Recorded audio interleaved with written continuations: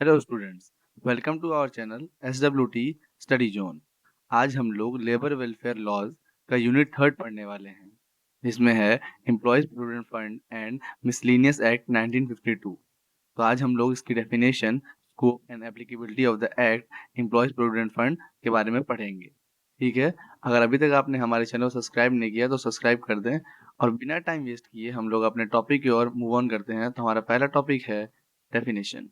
ठीक है, तो the employees provident fund and miscellaneous provision act 1952 is a social welfare for the institutions of provident fund, pension fund and deposited link insurance fund for employees working in factories and other establishment. मतलब कि जो employees provident fund and miscellaneous provision act है, ये एक social welfare है of institutions जो कि provident fund, pension fund और डिपॉजिट लिंक्ड इंश्योरेंस फंड के तौर पर एम्प्लॉयज को मिलता है, जो कि फैक्ट्रीज में काम करते हैं और किसी अदर कंपनीज में काम करते हैं, अदर एस्टेब्लिशमेंट में काम करते हैं। ठीक है, this act aims to at providing social security and timely monetary assistance to the industrial employees and their families when they are in distress। मतलब कि इस एक्ट का जो है employees provident fund and miscellaneous act, इसका जो main M है उसका ये एम है कि प्रोवाइडिंग सोशल सिक्योरिटी, मतलब security provide, social security provide करना, और मॉनेटरी असिस्टेंट मतलब कि पैसे की जो दिक्कत होती है उसको, उससे एम्प्लॉयज की फैमिलीज और उनको बचाना। ठीक है, जब जब वो दिक्कत में आते हैं तब तक उनको उस चीज से बचा के निकालना, ये काम होता है employees provident fund and miscellaneous act 1952 का। ठीक है, अब हम लोग इसको scope and applicability of the act के बारे में पढ़ते हैं। ठीक है,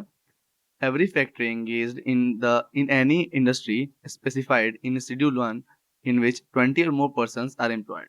मतलब कि जो ये employees provident fund and miscellaneous act है, इस सारे फैक्ट्रीज में हो सकता है एप्लीकेबल। ठीक है, बशर्ते कि 20 और मोर पर्सन्स आर एम्प्लॉयड, उस पर्टिकुलर इंडस्ट्री में 20 और उससे ज्यादा लोग एम्प्लॉयड हो। ठीक है, दूसरे पॉइंट को मूव ऑन करते हैं।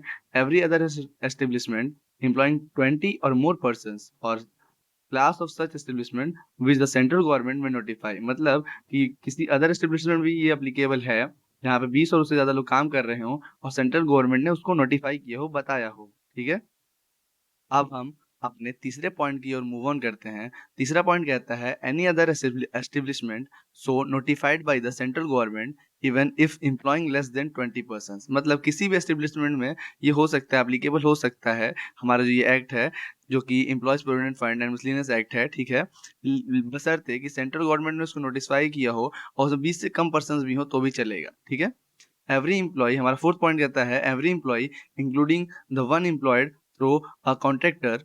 मतलब कि सारे एम्प्लॉयज में वो भी इंक्लूड होगा जो कि कॉन्ट्रैक्टर के द्वारा एम्प्लॉयड हो, who is in receipt of wage, जो वेज के रिसिप्ट में हो, up to RS 6,500 per month shall be eligible for becoming a member of the fund. मतलब कि वो पर्सन भी इसमें इंक्लूडेड होगा इस एक्ट में जिसकी मंथली सैलरी 6,500 है, वेज बेसिस पे है, उसको वो भी इस फंड में एलिजिबल होगा। ठीक है, the condition of 3 months continuous service और 60 days of actual work for members of the scheme. मतलब इस स्कीम का स्कीम कौन सी scheme, employ provident fund and miscellaneous act की जो स्कीम है उसमें एलिजिबल होने के लिए 3 मंथ की सर्विस कंटिन्यूअस देनी पड़ती है, या फिर 60 days का काम करके देना पड़ता है, तभी आप इस स्कीम मेंबरशिप पा सकते हैं।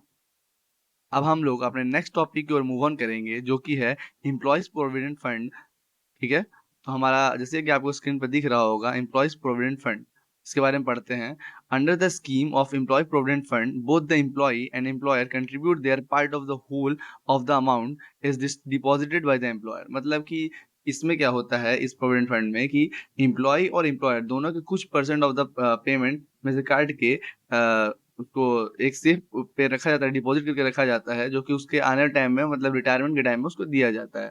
ठीक है, employee deduct the employee's share from the salary of the employee. मतलब कि जो एम्प्लॉयर है वो डिडक्ट करेगा एम्प्लॉय का salary share of from the salary of the employee. ठीक है, the interest on the investment is also credited in provident fund account of the employee. मतलब कि जो पैसा उसको काटा जाएगा उस पर जो इंटरेस्ट मिलेगा वो भी प्रोविडेंट फंड में आ जाता है एम्प्लॉय के। ठीक है, at the time of retirement the accumulated amount is given to the employee if certain conditions are satisfied. ने पहले कहा था कि रिटायरमेंट के टाइम पे पैसा मिलता है, वही इसमें लिखा है कि कुछ सर्टेन कंडीशन जो कंपनी की होती हैं उसको सेटिस्फाई करते हुए जब रिटायरमेंट होता है एम्प्लॉय का, तब उसको ये अमाउंट फंड वाला, एम्प्लॉय प्रोविडेंट फंड वाला मिलता है। ठीक है, इसकी हिस्ट्री की बात कर ले थोड़ा सा, तो employee provident fund is establishment in 1952 and hence the act is named as employee provident fund and miscellaneous provision act 1952। मतलब कि इसका एस्टेब्लिशमेंट जो था 1952 में हुआ था, तब से इसका नाम पड़ गया है employee provident fund and miscellaneous provision act 1952, which extend to the whole of India except Jammu and Kashmir. मतलब जम्मू एंड कश्मीर को छोड़ के पूरे इंडिया में ये लागू होता है। ठीक है, हमारा नेक्स्ट टॉपिक यहाँ पे खत्म हो जाता है। तो अगर आपको हमारे चैनल पसंद आया, हमारा ये टॉपिक अगर आपको समझ में आया हो, आपको थोड़ी भी नोट्स बनाने में हेल्प हुई हो, तो आप इसको लाइक करिए, कमेंट करिए, शेयर करिए। और अभी तक आपने हमारा इंस्टाग्राम चैनल ज्वाइन नहीं किया तो उसको ज्वाइन कर ले, आपको उससे बहुत सारी अपडेट्स मिलती रहेंगी। Thanks for watching the video.